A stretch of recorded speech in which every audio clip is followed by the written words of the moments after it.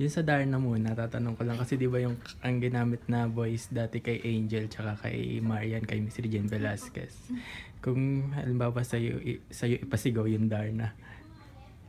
Isigaw ako? Bang, hindi, tatanggapin mo ba? O gusto mo bang gawin? Gusto mo ba, pwede ka bang ikaw yung sumigaw? Isigaw mo?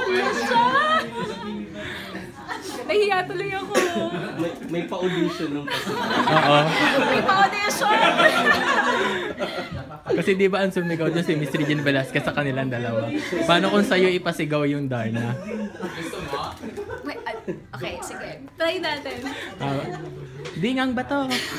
Ano ba sinasabi doon ni Darna? Dingang ba to? ba? Or diretso na? Ito na yung bato. Andyan si Sir Roxy, tapos bigla yung papasok.